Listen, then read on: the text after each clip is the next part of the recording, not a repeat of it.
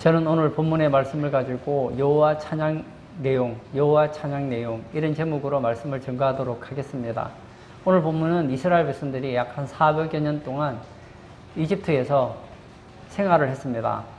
처음에는 이 요셉을 아는 그런 왕들이 이스라엘 백성들에게 굉장히 선대를 했었습니다. 그러나 나중에 요셉을 알지 못하던 왕이 집권을 하고 나서부터는 이제는 이스라엘 백성들을 괴롭히기 시작했습니다. 마치 노예처럼 대우했습니다. 그리고는 심지어는 자식이 태어나면 아들을 죽이도록까지 했습니다. 그런 상황 가운데서 이스라엘 백성들이 너무나 힘들 때 하나님께서는 한 지도자를 보내시죠. 바로 모세입니다. 그러나 모세가 하나님의 대리자로서 애굽의 왕 바로를 찾아갔지만 애굽의 왕 바로는 이스라엘 백성들을 보내줄 생각을 하지 않습니다. 그래서 하나님께서는 모세를 통해 10가지 재앙을 일으키십니다. 이 10가지 재앙을 통해서 애굽의 왕 바로가 포기를 하죠. 항복을 합니다. 그리고는 이스라엘 백성들이 나가는 걸 허락하게 되죠. 그러나 시간이 조금 지나니까 다시 생각이 바뀌는 거예요. 야, 옛날에는 이 노역, 지금도 그렇죠. 여러분, 몸으로 일하는 것이 생각보다 돈이 많이 들어요. 그런데 이스라엘 백성들은 돈 한 푼도 주지 않고 애굽에서 얼마나 많은 일을 시킬 수 있었습니까? 그런데 그들을 보내주면 이제는 우리 요즘으로 말하면 인건비가 얼마나 많이 들겠느냐고요. 값싼 노동력을 잃어버리게 되니까 안 되겠다. 다시 그들을 붙잡아야 되겠다 하고 그들의 최첨단 무기와 그리고 기마 부대를 보내서 다시 잡아오게 합니다. 이스라엘 백성들 모세와 함께 가는데 앞에는 뭐가 있느냐? 홍해가 있습니다. 하나님께서 그들을 홍해가로 인도하신 것이죠. 그래서 이 홍해 앞에서 뭘 해야 되는가 하고 있는데 뒤를 보았더니 누가 옵니까? 애굽의 군대들이 쳐들어옵니다. 자기를 죽일지 다시 끌어갈지 알 수 없는 불안한 가운데 있었습니다. 어찌할 바를 알지 못할 때 하나님께서는 모세를 통해서 어떻게 하죠? 홍해를 가르십니다. 그리고 홍해를 지나가게 하시죠. 이스라엘 백성들이 홍해를 맨 땅으로 걸어서 지나갑니다. 한참 지나갈 때 애굽의 군대들도 홍해로 들어오죠. 왜죠? 이스라엘 백성들을 잡으려고. 그런데 달리고 있는데 어떤 일이 생깁니까? 막 바퀴가 빠지고 문제가 생기는 거예요. 그래서 안 되겠다 돌아가자 했더니 어떤 일이 생기죠? 홍해가 다시 닫혀서 애굽의 병사들이 홍해에서 그냥 수장돼서 끝나버렸다는 거예요. 하나님께서 그들을 도와주신 것이죠. 그들은 너무나 감사해서 하나님께 오늘 찬양하고 있습니다. 여호와를 찬양하고 있습니다. 하나님을 찬양하고 있습니다. 저는 오늘 본문에 나와 있는 여호와의 찬양 내용 너무나 많지만 저는 한 3가지 정도를 여러분들과 살펴보려고 합니다. 첫 번째, 여호와는 용사시라고 합니다. 3절을 제가 한번 읽어볼까요? 여호와는 용사시니 여호와는 그의 이름이시로다. 여호와는 누구라고요? 용사시다. 용사라고 얘기하고 있습니다. 여기에 나와 있는 용사라는 단어를 보았더니 전사, 용장, 자유 이런 뜻을 가지고 있어요. 용사가 누굽니까? 싸우는 사람이 용사 아닙니까? 하나님은 싸우시는 분이라는 거예요. 누구를 위해 싸워주시겠다는 겁니까? 이스라엘 백성을 위해서 싸워주시는 분이라는 거예요. 구약의 이스라엘은 신약의 교회를 예표하거든요.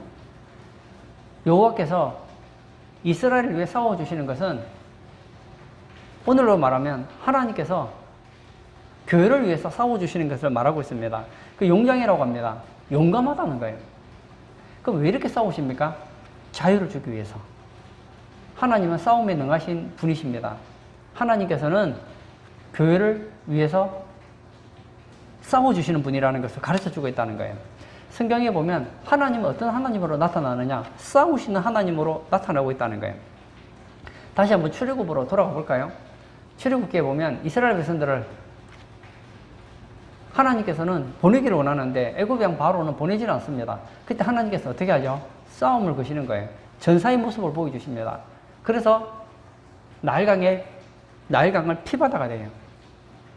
그리고 개구리가, 그 다음에 이가, 파리가, 흑암이, 그 다음에 독종과 온갖 질병을 통해서 하나님의 백성들을 괴롭히는 애굽의 사람들을 향해서 어떻게 하십니까? 싸우시더라는 거예요. 이 10가지 재앙을 통해서 하나님은 싸우시는 분이라는 것을 알 수 있습니다. 누구와 싸우셨습니까? 애굽 왕 바로와 그리고 가나안 땅 가기를 반대하는 애굽 사람들과 싸우신 거 아닙니까? 그리고 오늘 본문의 배경이 되는 이 홍해 앞에서 애굽 군대들이 이스라엘 백성을 잡으러 가려고 할 때 하나님께서는 애굽 군대와 싸우셨습니다. 그래서 이기시죠. 사무엘 상에도 보면 이스라엘 백성들이 미스바에 모여서 요즘으로 말하면 성회를 가지게 됩니다. 근데 이 소식을 듣고 어떻게 하죠?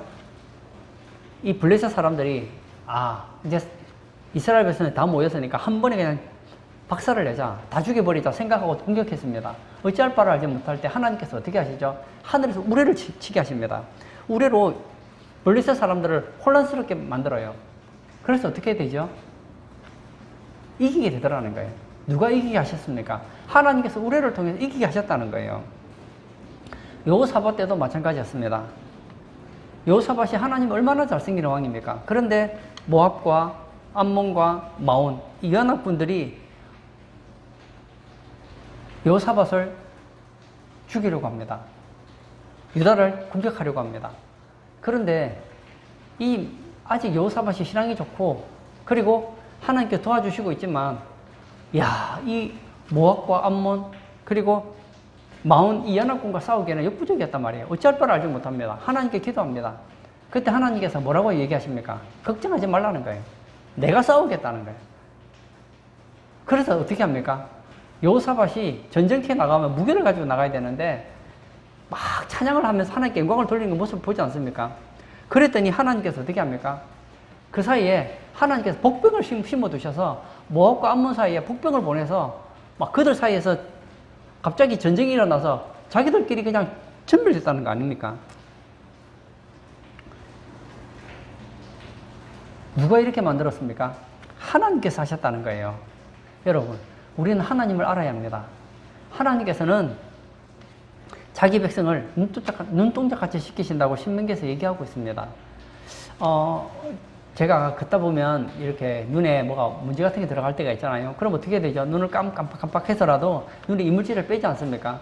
눈에 뭐 나쁜 게 들어가려고 하면 반사적으로 눈을 보호하려고 하지 않습니까? 마찬가지예요. 하나님은 하나님의 백성 이스라엘이 뭐와 같으냐? 자신에게는 눈과 같은 존재라고 말씀하고 있습니다. 그만큼 소중하다는 거예요.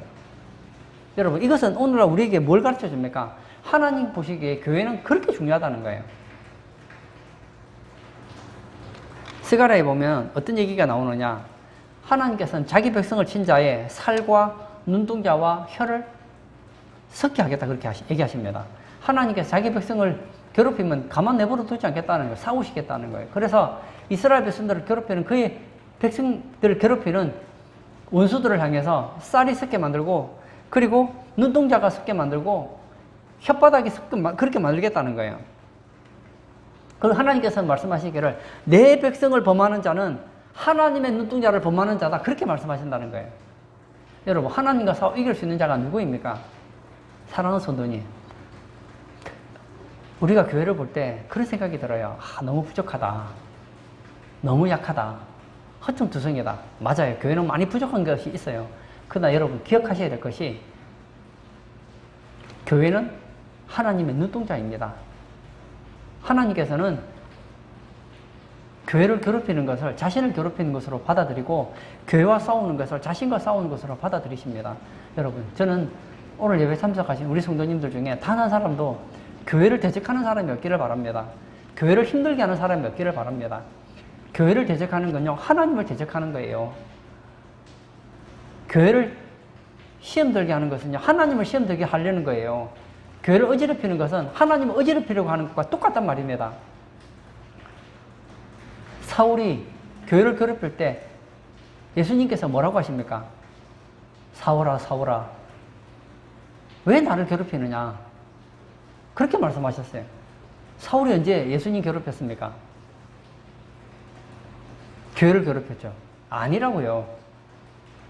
교회는 예수님의 몸이에요. 교회는 하나님의 눈이라고요. 하나님께서는 교회를 그렇게 소중하게 본다는 거예요. 오늘 예배 참석하신 사랑하는 성도님, 저는 우리 성도님들이 교회를 이렇게 소중하게 여기시기를 바랍니다. 교회는 뭐냐? 하나님의 눈동자다. 교회는 예수님의 몸이다. 교회는 하나님의 거하시는 집이시다. 그런 마음을 가지고 한번 교회를 사랑해 보세요. 하나님께서 얼마나 여러분을 축복하시겠습니까? 여호와 찬양 내용 첫 번째, 여호와는 용사시라고 합니다. 이것은 하나님께서 교회를 위해서 싸워주시는 것을 의미하고 있습니다. 두 번째, 말과 그 탄자를 바다에 던지셨다고 합니다. 1절 제가 또 한번 읽어볼까요? 이때에 모세와 이스라엘 자손이 이 노래로 여호와께 노래하니 일렀으되 내가 여호와를 찬송하리니 그는 높고 영화로우심이요 말과 그 탄자를 바다에 던지셨음이로다. 여기 보면 하반절에 뭐라고 나와 있습니까? 말과 그 탄자를 바다에 던지셨음이로다. 말과 그 탄자, 기마병이죠. 기마병을 바다에 던졌다는 거예요. 다시 말하면 하나님의 백성, 하나님의 눈, 하나님이 사랑하는 하나님의 백성을 괴롭히는 그 세력들을 어떻게 하겠다고요? 바다에 던지셨다는 거예요. 여러분, 말과 그 탄자, 기마병이죠. 기마병이 만약에 물에 침몰하면 어떻게 될까요? 망하는 것이죠. 다시 말하면 하나님께서는 교회를 대적하는 자를 싸우실 뿐만 아니라 뭐 하신다고요? 멸하신다는 것을 가르쳐 주고 있다는 거예요. 이렇게 던지셨다는 것은 단지 바다에 던졌구나 그게 아니에요. 던지셨다는 것은 넘어뜨리다, 던져서 넘어뜨리다, 궁지에 버려두다 이런 뜻을 가지고 있다는 거예요. 하나님께서는 그들을 홍해바다에서 넘어뜨리셨다는 거예요. 던져서 넘어뜨리시고 그리고 궁지 가운데 버려두셨다는 거예요. 어떻게 됩니까 그럼? 그러면 다 몰살이가 다 죽는 것이죠. 여러분, 하나님께서는 교회를 대적하는 자를 멸하십니다. 앞으로 아직은 우리가 그 시대가 아닌 것 같은데요. 우리는 지금 마지막 시대를 살아가고 있잖아요. 이 과학자들도 말하기에 이 시대를 가리켜서 말세라 그럽니다. 우리는 말세 중에서도 말세 지마를 살아갑니다. 말세 때 드러나는 현상이 하나 있는데 적그리스도와 거짓 선지자가 교회를 얼마나 힘들게 하는지 모릅니다. 특히 주의 종들을 괴롭힙니다. 요한계시록 11장에 보면 두 증인이 나옵니다. 이 두 증인은 예수 그리스도의 종을 상징하고 있습니다. 이 종이 예루살렘에 가서 복음을 전합니다. 그리고 하나님의 말씀을 선포합니다. 아주 권세 있는 말씀을 전합니다. 근데 듣기가 싫은 거예요. 그래서 어떻게 하죠? 이 두 증인을 죽입니다. 여러분, 하나님이 쓰시는 사람, 하나님의 종을 죽인다. 하나님 가만히 내버려 둘 것 같아요? 요한계시록 19장 20절에 보면 짐승인 적그리스도와 거짓 선지자를 산채로 유황불못에 던지겠다 그러십니다. 그리고 우리가 안 되는 걸 제일 원하는 존재가 있습니다. 누구죠? 바로 마귀 아닐까요? 마귀는 할 수만 있으면 교회를 힘들게 해요.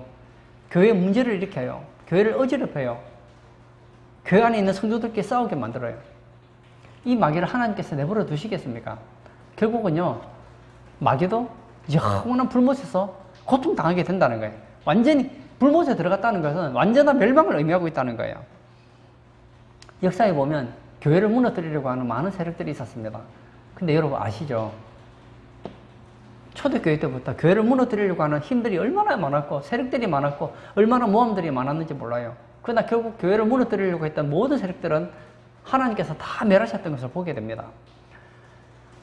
이 공산주의자였던 스탈린이 얼마나 많은 사람을 학살했는지 모릅니다. 한 4,500만 명 정도를 학살했는데 수많은 교회를 파괴하고 주의 종들을 죽이고 그리고 예수 믿는 사람들을 얼마나 많이 처형했는지 모릅니다.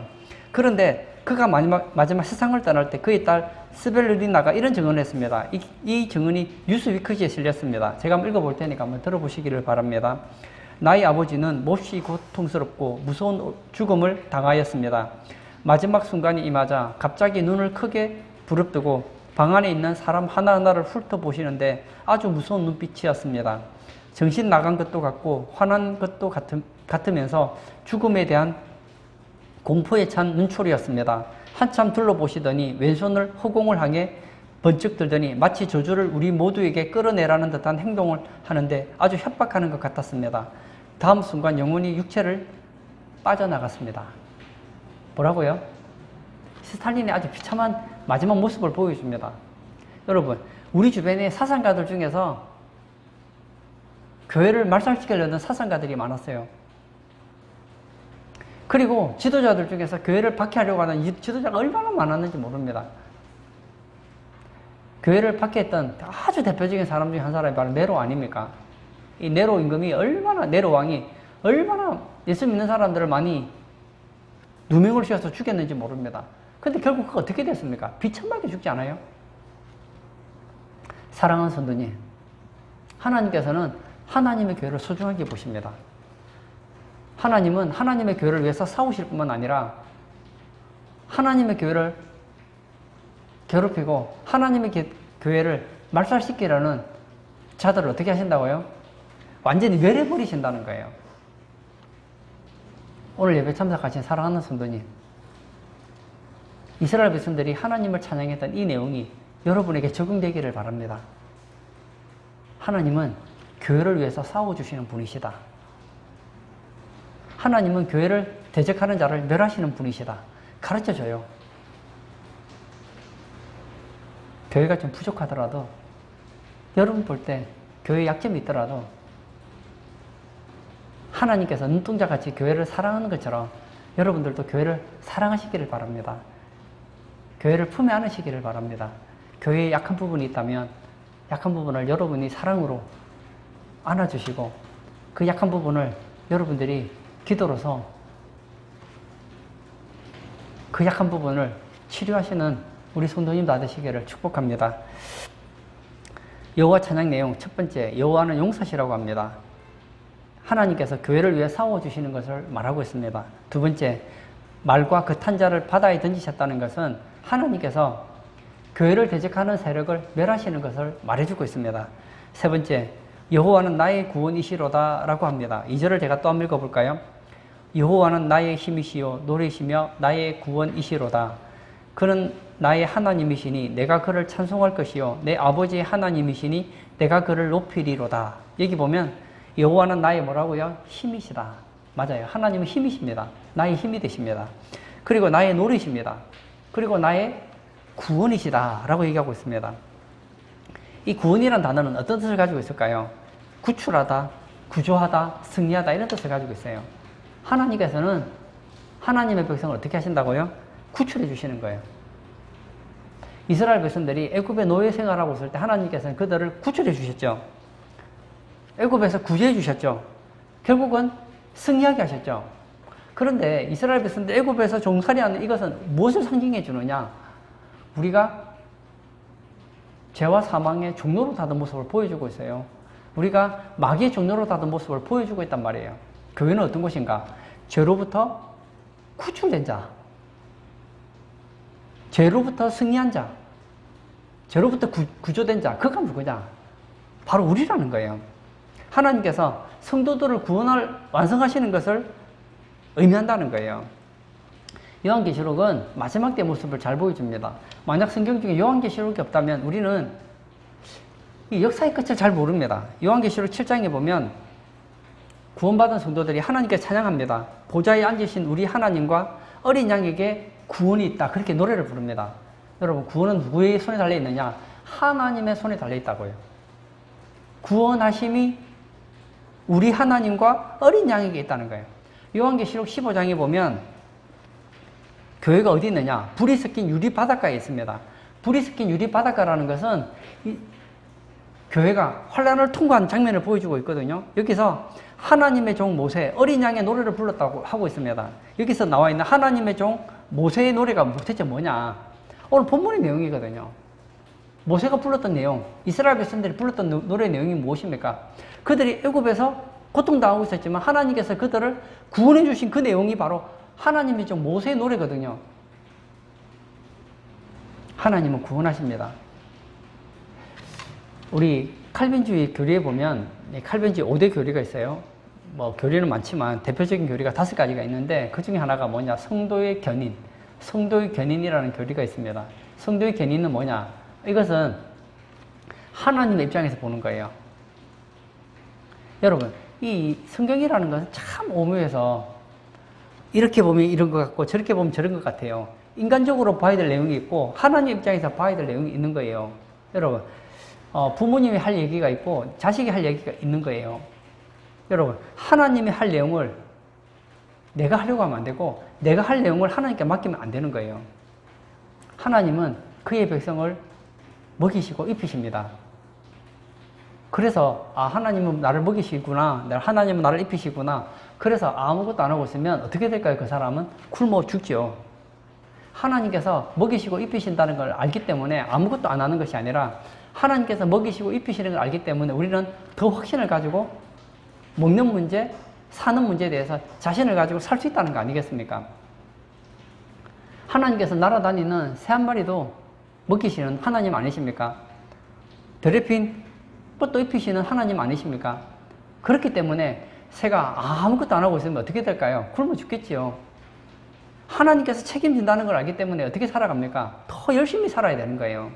이 성도의 구원의 교리, 특히 이 성도의 교리는 하나님께서 한번 택한 백성은 버리지 않는다. 그렇기 때문에 나는 아무렇게나 살아도 된다는 것이 아니라 하나님께서 나를 택해 주셨기 때문에 나는 끝까지 믿음 생활을 더 잘해야 되겠구나 하는 것을 강조해 주는 교리지, 하나님이 나를 택했으니까 나는 아무렇게나 해도 구원받겠네? 그건 아니라고요. 하나님 입장에서는 이미 구원받은 자와 구원받지 않은 자는 이미 결정이 나 있어요. 하나님은 누구냐? 알파와 오메가예요. 시작과 끝이에요. 우리는 과거와 현재와 미래를 살아가고 있지만 하나님께서는 시간이 없어요. 시간 개념을 초월했단 말이에요. 하나님은 과거의 하나님이시고 현재 하나님이시고 미래의 하나님이세요. 하나님은 항상 지금 하나님이시라고요. 하나님 쪽에서 볼 때 나는 어디 있느냐? 나는 벌써 천국에 가 있는 거예요. 나는 천국에 갔습니까? 가지 않았습니까? 안 간 거예요. 나는 이미 하나님 볼 때는 이미 하늘에 상급받고 끝난 거예요, 지금. 나는 태어나기 전에 하나님 보기에는 이미 나는 태어났고 이 땅에 살다가 천국간까지 다 하나님은 다 보고 계세요. 그래서 하나님은 전능하신 거예요. 전지하신 거예요. 근데 하나님 입장에서 볼 때 성도는 어떤 존재냐? 견인됐다는 거예요. 하나님이 한번 택한 백성은 하나님은 버리시지 않는다는 거예요. 여러분, 저는 이런 성도의 교리를 할 때마다 저는 좀 조심스러운 게 있어요. 이건 하나님께서 나를 그렇게 책임지시는 것에 대한 감사하는 반응으로 나오는 신앙이 되어야 되는데 잘못하면 어떻게 되느냐? 하나님이 나를 끝까지 책임지니까 난 아무렇게나 살아도 되겠네? 그 사람에게는 성도의 견인 교리는 의미가 없는 거예요. 하나님께서는 영생 주시기로 작정된 자는 다 구원을 주시는 분이세요. 하나님께서 나를 영생 주시기로 작정했다면 나는 결국 구원받을 게 아닌가? 그게 아니라고요. 그건 하나님께서 우리에 대한 계획이시고 우리는 어떻게 해야 됩니까? 우리는 예수를 믿어야 되는 거예요. 천국은 누가 가느냐? 예수 믿는 사람이 가는 거예요. 천국은 누가 갑니까? 끝까지 예수님을 믿고 끝까지 예수님 붙잡는 사람이 가는 거예요. 근데 뒤를 돌아보았더니 무엇을 발견하느냐? 내가 예수 잘 믿은 줄 알았는데 하나님께 예수를 믿게 해주셨고 하나님께서 나를 지켜주셨고 나를 보호해 주셨고 천국 가기까지 하나님께서 다 지켜주시더라는 거예요. 그래서 이건 신비인 거예요. 기독교 교리는 머리로 이해하면 안 돼요. 신앙으로 받아들이셔야 된다고요. 출애굽기 다시 한번 가볼까요? 모세에게 하나님께서 너는 애굽으로 가라. 갔어요. 애굽의 왕 바로에게 제가 이스라엘 백성들을 데리고 4일쯤 광야에 가서 예배를 드리려고 합니다. 무슨 얘기입니까? 이스라엘 백성들 데리고 하나님 기뻐하는 삶을 살겠다는 거예요. 하나님 기뻐하는 그런 예배자가 되게 이스라엘 백성들이 구출하겠다는 거예요. 안 돼. 근데 막 재앙을 때리니까 못 견디는 거예요. 그러면 예배를 드려라. 하지만 어디서 드리라고요? 여기서 예배 드려라. 안 됩니다. 그리고 또 재앙이 막 내리니까 못 견디는 거예요. 그래? 그러면 장정들만 가라. 안 됩니다. 아이들도 다 데리고 가야 됩니다. 그래. 그렇게 힘들고 어려우니까 막 환난을 당하니까 그러면 너희 가족들도 다 데리고 나가라. 단 짐승은 놔두고. 안 됩니다. 하나님께 무엇을 가지고 제사를 드릴지 모르기 때문에 하나도 빠뜨릴 수 없습니다. 결국 어떻게 하죠? 장정들과 가족들과 짐승들까지 하나도 남김없이 다 따라 나가잖아요. 하나님께서 이스라엘 백성들에게 주고자 하는 것을 하나도 잃지 않았던가 보지 않습니까? 이것이 뭐냐? 이것이 성도의 견인교리라는 말입니다. 오늘 사랑하는 성도님, 하나님 우리를 지키십니다. 하나님 여러분 눈동자까지 지키세요. 그것을 믿기 때문에 아무것도 안 하는 것이 아니라 믿기 때문에 좀 더 열심히 살아보세요. 하나님은 여러분의 손과 함께 하십니다. 하나님 여러분과 함께 하십니다. 오늘 예배 참석하신 사랑하는 성도님, 이스라엘 백성들이 여호와를 찬양했던 이 내용은 우리 신앙 고백이 되어야 합니다. 하나님은 누구신가? 하나님은 교회를 위해 싸워주시는 분이시다. 하나님은 누구신가? 교회를 대적하는 자를 멸하시는 분이시다. 하나님은 누구신가? 교회를 끝까지 구원하시는 분이시다. 교회의 모든 위기에서 건져주시는 분이시다. 이것을 확신할 때 우리는 어떻게 신앙생활을 할 수 있을까요? 당당하게 할 수 있는 거예요. 내가 지금 어려움을 당한다 하더라도 하나님은 나를 지켜주신다. 나를 보호해 주신다. 내 문제에서 나를 승리하게 해주신다. 그런 확신이 드니까 열심히 살 수 있는 거 아닙니까? 전 오늘 예배 참석하신 우리 사랑하는 성도님들이 이스라엘 백성들이 하나님을 찬양했던 것처럼 이 찬양의 고백이 여러분의 간증이 되기를 원합니다. 하나님은 나를 위해 싸워주시는 분이시다. 내가 하나님의 기뻐하는 삶을 살 때 그 대적하는 자를 하나님은 멸하시는 분이시다. 하나님은 나를 끝까지 구원해 주셔서 나를 넉넉하게 천국에 가게 하시고 상급의 주인공이 되게 하실 것이다. 그런 마음으로 한번 살아보자고요. 이스라엘 백성들이 홍해를 건너고 얼마나 기뻤습니까? 저는 우리 성도님들의 신앙생활이 이렇게 감격스러운 삶, 하나님을 찬양하는 삶, 하나님이 여러분의 힘이 되시는 그런 성도님 되시길 주의 이름으로 축복합니다. 아멘. 이 시간 한번 같이 기도하기를 원합니다. 이스라엘 백성들이 여호와를 찬양합니다. 그 찬양의 내용이 무엇이었습니까? 하나님은 이스라엘 백성들을 위해서, 하나님 백성을 위해 싸우신다는 내용이었습니다. 하나님 여러분을 위해 싸워주십니다. 여러분들이 정말 하나님이 기뻐하는 삶을 살아가려고 할 때 끝까지 여러분을 대적하면 그 여러분을 대적하는 게 아니에요. 하나님을 대적하는 것이기 때문에 하나님께서 그들을 심판하신다는 거예요. 그뿐만이 아닙니다. 하나님은 여러분을 도와주십니다. 요즘 너무 살기 힘들대요. 힘들수록 여러분 하나님 바라보십시오. 하나님은 여러분을 그 어려움에서 구출해 주실 거예요. 이 땅에서 여러분의 사명이 끝나는 날까지 하나님 여러분을 도와주시고 인도해 주시고 마지막 날 영원한 천국에서 여러분을 살게 하실 거란 말입니다. 그 하나님 바라보면서 하나님만을 힘으로 삼고 하나님이 여러분의 찬양이 되는 그런 성도 되게 해달라고 우리 다 같이 기도하도록 하겠습니다.